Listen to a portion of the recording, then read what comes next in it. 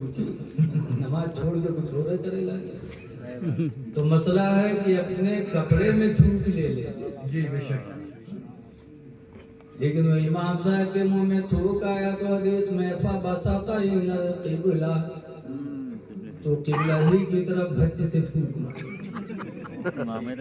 आगे जगह थी थूक दिया।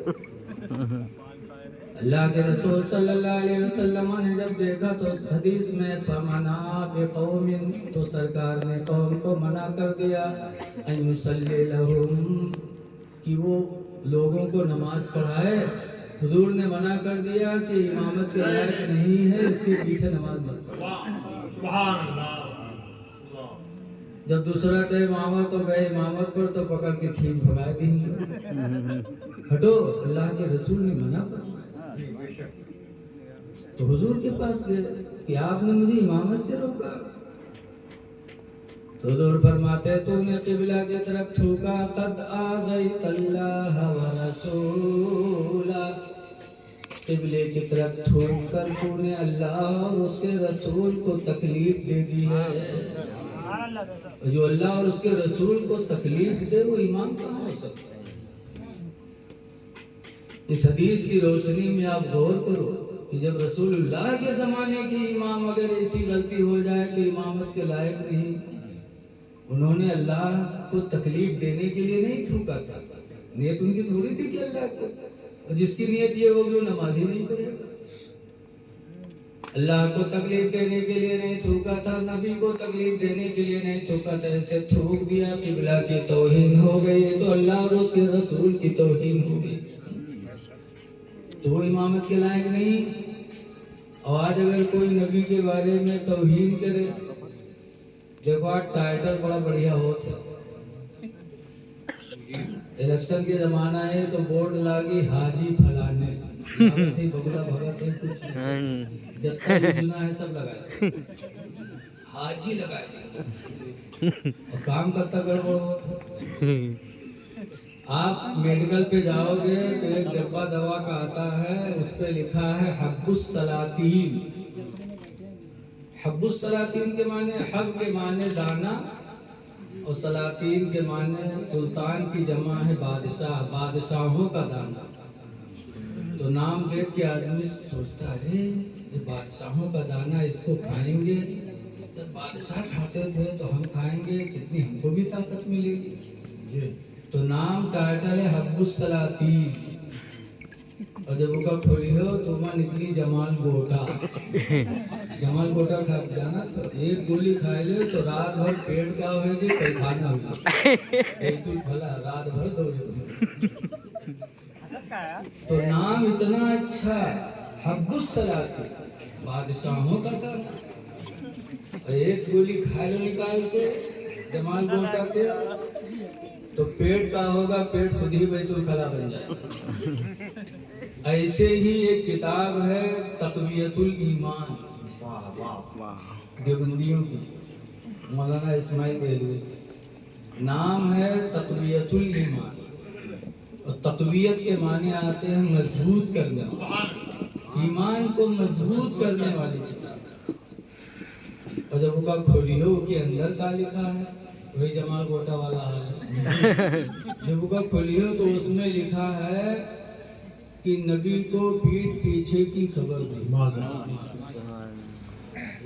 और कुरान कहता है सयरल्लाहु अमलकुम व रसूलुहु, अल्लाह तुम्हारे अमल को देख रहा है, उसका रसूल देख रहा है। कितने दुश्मन हैं जो कुरान के खिलाफ बोली बोल रहे हैं। बेशक। इसलिए लोगों, इस दौर में ईमान को बचाना बहुत जरूरी है। तो हम और आप जिसके लिए बैठे हैं वो सब देख रहे हैं, अल्लाह और उसके रसूल उसका सिला हमको तुमको देंगे। मैंने कुरान की आयत पढ़ी है, अल्लाह ताला फरमाता है अतिमुल हज्ज वल उम्रता लिल्लाह, ऐ मेरे बंदो तुम पूरा करो हज को और उम्रा को, लिल्लाही, अल्लाह के लिए, अल्लाह की रजा के लिए उम्रा करना, अल्लाह को राज़ी करने के लिए हज करना, نیت یہ نہ ہو کہ لوگ ہم کو اچھا کہیں، چلے جائیں گے آ جائیں گے تو لوگ ہماری عزت کریں گے نا۔ عزت تو اللہ تعالیٰ اپنے گھر کی برکت سے تمہیں عطا ہی کر دے گا۔ بے شک، سبحان اللہ۔ جب اس گھر کا طواف کر کے آؤ گے، روضہ رسول کی زیارت کر کے آؤ گے، تو عزت دینے والا تو اللہ ہے ہی ہے، عزت ملے گی، لیکن نیت نہ ہو کہ ہماری لوگ عزت کریں، اللہ کی رضا کے لیے کرنا۔ ورنہ قرآن کے بعد سب سے بڑی کتاب اسلام کے اندر ہے، اس کتاب کا نام ہے بخاری شریف۔ صحیح مسلم، بے شک۔ اس بخاری میں بہت موٹی کتاب ہے، اتنی موٹی، اتنی چوڑی، اتنی لمبی، 2 جلدوں میں۔ سب سے پہلے جو حدیث امام بخاری نے لکھا ہے، حدیث پڑھنے سے پہلے انہوں نے لکھ دیا ایک حدیث، عن عمر بن الخطاب قال قال رسول اللہ صلی اللہ علیہ وسلم۔ حضرت عمر بن خطاب رضی اللہ تعالیٰ عنہ سے روایت ہے، فرماتے اللہ کے رسول نے ارشاد فرمایا، انما الاعمال بالنیات، بے شک عملوں کا دار و مدار نیت پر ہے، نیتوں پر ہے۔ امام بخاری نے اس حدیث کو اس لیے پہلے لکھا تھا کہ حدیث پڑھنے سے پہلے نیت صحیح کر لینا، اس لیے نہ پڑھنا کہ لوگ ہم کو حافظ الحدیث کہیں گے، اس لیے نہ پڑھنا کہ لوگ ہم کو محدث کبیر کہیں گے یا محدث صغیر کہیں گے یا محدث کہیں گے، نہ، امام بخاری نے حدیث پہلے لکھ کر کے نیتوں کو ظاہر کر دیا کہ حدیث نبی کی پڑھنے کے لیے پہلے نیتوں کو درست کر لیا۔ تو حج اور عمرہ یہ بھی رضا الہی کے لیے ہونا چاہیے، ورنہ اللہ تعالیٰ ہم سب کے نیتوں کی اصلاح فرمائے۔ نیتیں آج کل بڑی گڑبڑ ہوتی ہیں۔ آپ نے سنا ہوگا مولانا عبد المصطفیٰ اعظمی علیہ رحمہ نے لکھا ہے کہ 2 مسافر جا رہے تھے کہیں، راستے میں ملاقات ہو گئی، دعا سلام، اس کے بعد ایک صاحب پوچھے بھائی صاحب آپ کا نام کیا ہے؟ تو کہا حاجی عبد الرحیم۔ بیچارے چپ رہ گئے۔ پھر حاجی عبد الرحیم مجھ سے پوچھیں کہ بھیا آپ کے کیا نام ہے؟ تو کہے نمازی عبد الکریم۔ تب حاجی چونکے، نمازی عبد الکریم کہا ہے؟ تم زندگی میں ایک حج کیے ہو، ایک دفعہ گئے ہو، تو تم حاجی بتاؤ تو حاجی عبد الرحیم؟ ہم روزانہ 5 گانا نماز پڑھتے ہیں تو ہم نمازی عبد الکریم نہیں بول سکتے۔ تو حاجی صاحب چپ۔ اب عبد الکریم نے ڈانٹا، اب آپ کو شرم نہیں آتی ہے؟ آپ سے میں نے نام پوچھا تھا تو آپ عبد الرحیم بتاتے، حاجی کیوں لگایا؟ اس کا مطلب حج اسی لیے کیا ہے کہ تم ڈھنڈورا پیٹو دنیا میں۔ ابھی 4 دن پہلے نیپال سے ایک فون آیا میرے پاس، السلام علیکم، السلام، ہاں بھائی کون بول رہے ہیں؟ حاجی بول رہے ہیں نیپال سے۔ ہم نے کہا کون کہ نیپال کے حاجی؟ ہم کہا جائے حاجی نیپال میں ہے، دنیا میں بہت حاجی ہے، نیپال میں حاجی بہت ہے، نام بتایا آپ نے؟ تب کہیں حاجی براتی، حاجی بول رہے ہیں، حاجی بول رہے ہیں، لاگت ہے بالکل پکا کرایا ہے کہ ہمارا حج سب قبول ہے۔ کیوں بول رہے ہو حاجی حاجی حاجی؟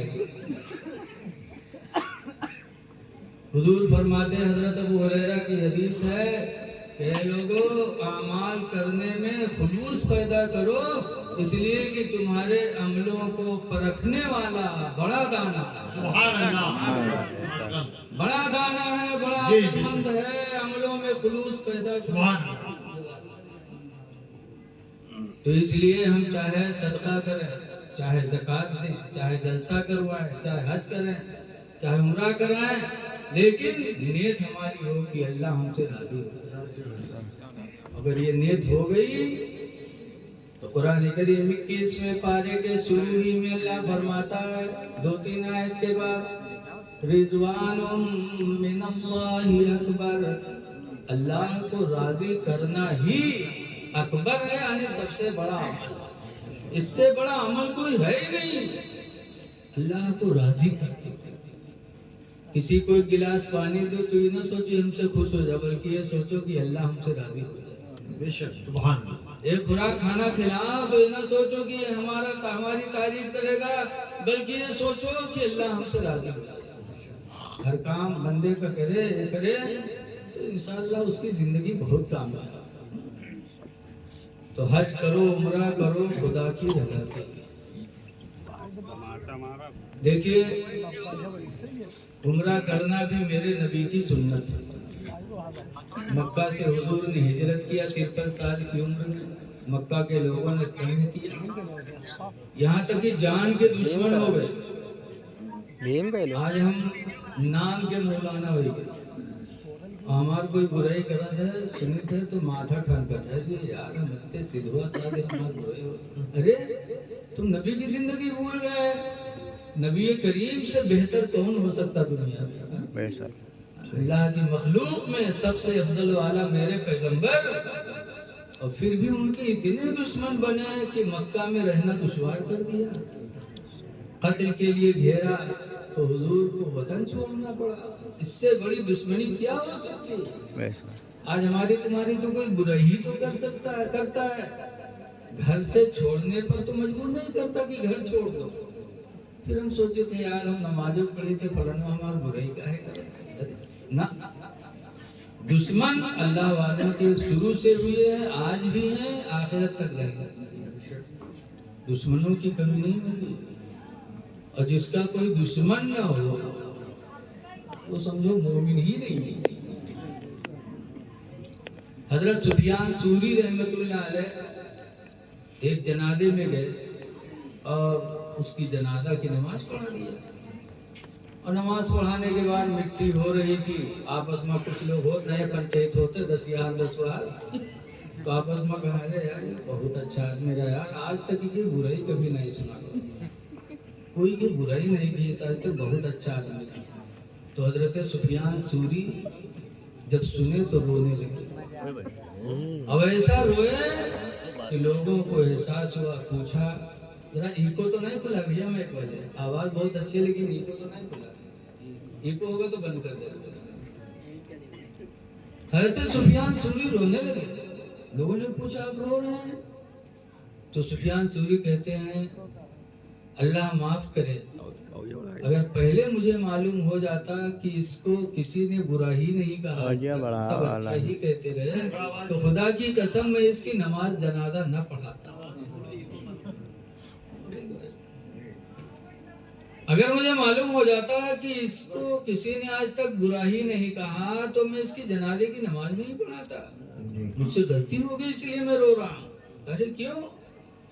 تب حضرت سفیان ثوری کہتے ہیں کہ اگر یہ حق بولی بولا ہوتا دنیا میں تو کوئی نہ کوئی اس کا دشمن ضرور ہوتا. اس کا مطلب کہ اس نے حق بولی زندگی میں بولی ہی نہیں. بھینسوں گابن بھینسیوں گابن بھینسوں گابن ہاں بھینسیا گابن ہاں سب گابن گابن جیسے دیہات میں کہت نہیں. اس کا مطلب کہ اس نے سچی بولی زبان سے کبھی بولی ہی نہیں تو دشمن ہوتے ہیں. بہرحال اللہ کے رسول نے بھی ہجرت کیا، مکہ سے مدینہ گئے اور مدینہ سے 6 سال کے بعد اللہ کے گھر کی محبت میں طواف کے لیے پھر پلٹے. 1400 صحابہ کو لے کر عمرہ کرنے چلے. آج ہمارے شاہد بھائی اپنی ماں کو لے کے جا رہے ہیں. سرکار 1400 صحابہ کو لے کے چلے تھے، لیکن لوگوں نے صلح حدیبیہ ایک جگہ ہے مکہ سے پہلے روک دیا، کہا نہیں جا سکتے اس سال. مکہ کے لوگوں نے روک دیا کہ اس سال واپس جاؤ.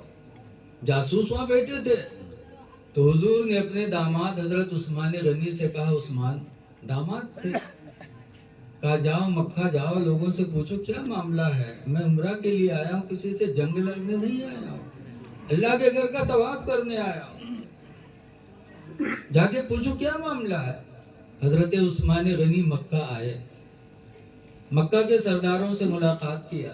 کہا کیا ہوا؟ میرے پیغمبر اللہ کے گھر کے طواف کے لیے مدینے سے نکلے ہیں.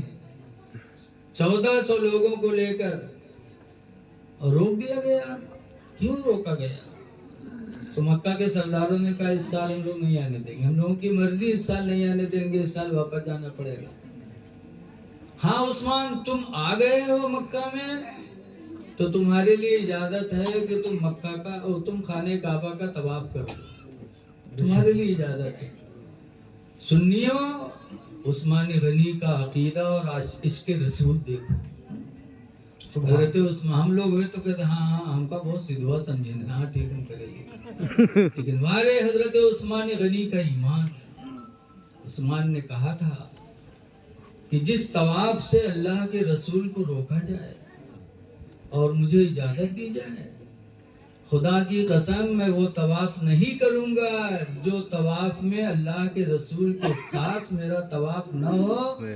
मैं नबी के साथ तवाफ करूंगा, नबी के बगैर तवाफ नहीं करूंगा। सुभान अल्लाह, बेशक ये इसके रसूल था साहबा। चले गए, हजरत उस्मान गनी ने तवाफ नहीं किया, चले गए। हुजूर से कुफारे मक्का ने जाके सुलह किया, कहा 2-3 बातें हैं आपसे। कहा क्या? कहा इस साल आप वापस जाएगा, इस साल उम्रा नहीं कर सकते।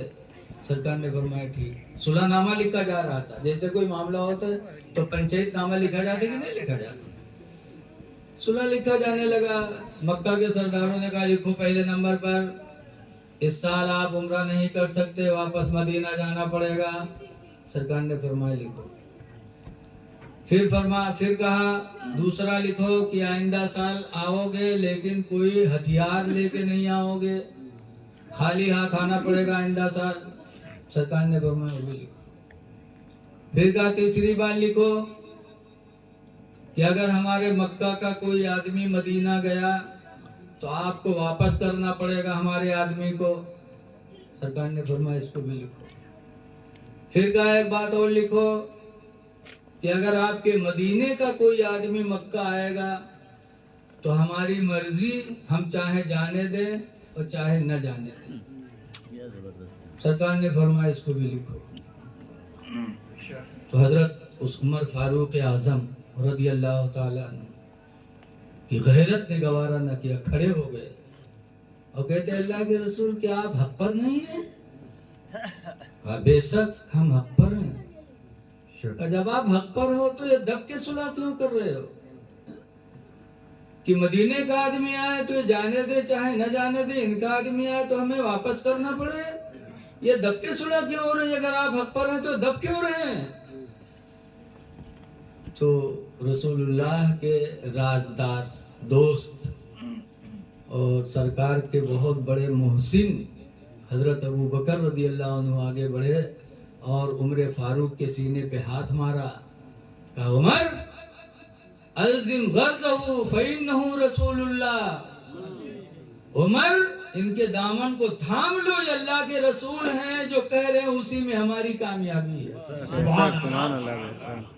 हजरत उमर खामोश, आमन्ना व सद्दक़ना, हम ईमान लाए और आपके बातों की तस्दीक भी किया। ये सहाबा की जिंदगी थी। हजरत अबू बकर सरकार के बहुत दोस्त थे, इसीलिए सरकार कहा करते थे कि सबने मेरे, जितनों भी लोगों ने मेरे ऊपर एहसान किया, सबके एहसान का बदला तो मैंने चुका दिया, सिवाय अबू बकर के, कि अबू बकर के एहसान का बदला मैं न चुका। सुभान अल्लाह। नारे तकबीर और बेदारी के साथ नारे रिसालत, जश्न ईद मिलादुन नबी, अज़मत मुस्तफा, अज़मत सहाबा, मुफ्ती रफीक साहब किबला, नारे तकबीर। सुभान अल्लाह। कितनी अहम बात मेरे नबी ने कहा, सबके एहसान का बदला मैंने चुका दिया, माशाअल्लाह, सिवाय अबू बकर के, कि अबू बकर के एहसान का बदला मैं न चुका पाया। कितने बड़े आशिक़े रसूल थे अबू बकर रज़ियल्लाहु, तन मन धन जान माल सब नबी पर कुर्बान कर दिया हजरत अबू बकर। सबसे दर्जा बुलंद नबियों के बाद अगर दुनिया में किसी का है तो हजरत अबू बकर रज़ियल्लाहु अन्हु। یہ تھا عشق رسول. اور آج عشق کا عالم کیا ہے. ایک نواب صاحب تھے, گھر میں لیٹے تھے, ان کو کھانسی آ رہی تھی. اتفاق سے ایک چور آیا چوری کرنے کے لیے. جیسے نواب صاحب کے گھر میں گھسا, ویسے نواب صاحب کو کھانسی آ ہی رہی تھی, کھانسی آ گئی. وہ چوروا ڈر کر مارے ان کے تخت کے نیچے گھس گیا کہ جان اس کی جاگت ہے کہا. اور نواب صاحب دیکھ نہیں تو کھانسی تو وہی طرح ہے, لیکن کچھ کھانسی اور کچھ جان بوجھ کے اور تھو بس کھانسے تھوکے تخت وہ نیچے وہی کے اوپر پڑے اور پڑا چپ ہے. سوچے کہ سو جائے تو بھاگی, اور سوئے کہاں, جان کے چور نیچے پڑا ہے. رات بھر تھوکی نواب صاحب, تھکا تھکا تھکا تھکا تھکا برف کی سلی بنائی, پورا سفید ہو گیا. پوری رات نواب صاحب نے کھانسا اور چور ڈر کر مارے پڑا کہ تو جان جی. یہاں تک کہ صبح ہوئی تو نواب صاحب کی بیوی پانی وانی لے کر آئی, اور نواب صاحب کو کھانسی آئے رہی تھی. بس نواب صاحب کھانسے تھوک کے تو بیوی پر پڑ گئے. وہ بیوی جھلا اٹھی, کہا پاگل ہو گئے, اندھے ہو گئے ہو کیا, میرے اوپر تھوک دیا.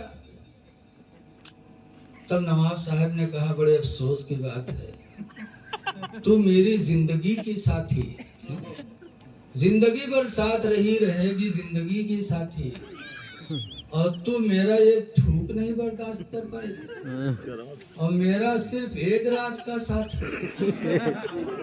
پوری رات میرے تھوک کو برداشت کرتا رہا. وہ چوروا بھگا, اور بھگا تو کہتا اللہ کا شکر ہے آیا تھا کالا بن کے جا رہا ہوں سفید بن. وہ بے حیا یہ سمجھے کہ ہمارا رنگ صاف ہے. ایسے ہی کچھ بغیرت ہر جگہ رہتے, گاؤں بھر تھوکتا ہے ان کے اوپر, ان کے چہرے کوئی اثر نہیں پڑتا. بہت سے گھروں میں بیٹھ کر کرتے ہیں, کسی کی ماں بہن بیٹی اچھی ہوئی تو اس کے گھر آنا جانا شروع کرتے ہیں, اس کے گھر میں گھس گھس کے بیٹھ رہے ہیں, محلے والے تھوک رہے ہیں, گاؤں والے تھوک رہے ہیں, لیکن ان کے بغیرت پر کوئی اثر نہیں پڑا. ایسے ہی گاؤں میں بہت ہی بغیرت ایسے بھی ہیں جو سود کھاتے ہیں, گاؤں بھر تھوکتا ہے, بڑا بڑا سود خور ہے وہ, بڑا سودوا ہے وہ, اس کے اوپر کوئی اثر نہیں پڑتا. ایسے بہت سے طلاق دے گئے ہیں تو کہ رکھے نہیں محل ہوتا, بولو, اور پتہ نہیں کہاں جان گئے ہیں کہ ایک دفعہ دے دو دفعہ دے تو نہیں پڑت ہے, بس وہی کہیں ہے کہ ہم دو دفعہ کہا رہے ہیں. یہی مدرسہ میں کہیں حضرت ایک دفعہ کہا کہ دو دفعہ کہا, بس اس سے زیادہ نہیں کہا. جانت ہے کہ ماں کو چھٹکارا ملے. پورا گاؤں تھک رہا ہے کہ طلاق دینے کے بعد بیوی کو رکھے ہے, زنا کر رہا ہے, بچے حرامی پیدا ہو رہے ہیں, لیکن اس کے سے کوئی اثر نہیں. بے حیا ہے کچھ ایسے, ایسے بہت سے ایسے ہیں جو شراب پیتے ہیں. ان شرابی نوجوانوں پر قوم لعنت کرتی ہے, فلاں کا لڑکا بگڑ گیا, کہتے کہ نہیں کہتے. اگر رشتہ کوئی لے کے جاتا ہے پوچھتا ہے فلانے کے یہاں بٹیا ہے, تو شرابی کے یہاں کے لیے ہو کے لے کے شراب پیے تھے, تو یہ تھوکنا نہیں ہوا. اے لوگو, اللہ تعالیٰ نے مسلمان آزاد بنایا ہے, شرم و حیا کو اپناؤ. حضور فرماتے الحیاء شعبۃ من الایمان, شرم و حیا یہ ایمان کا ایک حصہ ہے. حیا نہیں تو ایمان کہاں. اس لیے اللہ توفیق دے تو حج بھی کرو, عمرہ بھی کرو. آج بہت سے لوگ نہیں کرتے کہ 4 لاکھ روپیہ لاگے, 2 لاکھ روپیہ لاگے, غریب ہے جو, لیکن یاد رکھو عمرہ کرنے والا, حج کرنے والا کبھی غریب ہو ہی نہیں سکتا. میرے نبی کا وعدہ. حدیث پاک میں میرے پیغمبر فرماتے ہیں تابعوا الحج والعمرہ، اے میرے امتیو تم پیدل پہ حج کرو، عمرہ کرو، پیدل پہ کرو. کیوں؟ لِأَنَّهُمَا يَنْفِيَانِ الْفَقْرَ وَالذُّنُوبَ، اس لیے کہ یہ دونوں محتاجی کو بھی مٹاتے ہیں، گناہوں کو بھی مٹاتے ہیں. حج عمرہ دو چیزوں کو مٹا دیتے ہیں، غریبی کو اور گناہوں کو. حج کرنے والا، عمرہ کرنے والا، اللہ اپنے گھر کی ایسی برکت دے دیتا کہ وہ زندگی بھر کبھی محتاج نہیں ہوگا. سبحان اللہ. یہ نبی کا وعدہ ہے، اللہ کا وعدہ ہے. اس لیے لوگوں دعائیں کرو کہ اللہ تعالی ہم کو، آپ کو حرمین طیبین کی زیارت کا شرف عطا فرما دے. آمین. اور جب دعا کرو گے تو اسباب نہیں ہوگا، اسباب پیدا ہوگا. یہ ہمارے عبدالرشید بھائی بیٹھے بگھا بازار کے، یہ ہمارا بچپنا بھی جانتے، ہمارے گھر کی ہر حالت جانتے. کتنی غربت تھی کہ شاید کھنہ پروا میں علاقے میں ہم سے زیادہ غریب کوئی نہیں تھا. رشید بھائی سے پوچھ، کیا کبھی وہم و گمان میں تھا کہ کیا مکہ مدینہ کی زیارت ہوگی؟ لیکن اللہ جسے جب چاہے عطا فرماتا. تو اس لیے حالات پہ نہ جاؤ، خدا کی رحمت پہ جاؤ. 2-3 ہفتہ ہوا، شاید 2 ہفتہ ہوا، میں مہیپوروا گیا تھا. مہیپوروا سنا ہے آپ لوگوں نے؟ وہاں ایک سربودے انٹر کالج ہے، بہت مشہور کالج ہے. ہندو مسلم کے بچے اتنا وہاں جاتے ہیں کہ داخلہ کے لیے سورس لگانا پڑتا ہے نیتاؤں کا. وہاں کے پرنسپل تھے حاجی عبدالرشید خان، ریٹائر ہو گئے تو ان کی بیوی بھی پرنسپل آئے، وہ بھی پڑھاتی تھی. 2 لڑکے ہیں، ایک لڑکا لکھنؤ یونیورسٹی میں پروفیسر ہے اور دوسرا لڑکا پرائمری پاٹھشالہ کا ہیڈ ماسٹر ہے. اب آپ سوچو کتنی دولت ان کے یہاں، 5-6 لاکھ روپیہ مہینہ اسے آ رہا ہے. لیکن 2 ہفتہ ہوا، انہوں نے مجھے بلایا کہ حضرت بہت دن ہوا ملاقات نہیں ہوئی، اگر ادھر گزر ہو تو چلے آؤ. تو ہم گئے، جمعہ کو چھٹی تھی، چلے گئے. تب وہ بیٹھے تو انہوں نے ایک بات کہی، بہت دل میں لگ گئی بات. کہا مولانا صاحب، ہم مسلمانوں کے پاس جو چیز ہونا چاہیے، 3 چیزیں ہمارے لیے ضروری تھیں اور تینوں الحمدللہ ایسی ملی ہیں کہ جن کا کوئی جواب نہیں. طاقت کی ضرورت ہے. بولو بھیا طاقت کے کچھ ہو سکتا ہے؟ نماز پڑھے چاہو طاقتیں نہ ہو تو کیسے اٹھیو بیٹھے؟ بولو.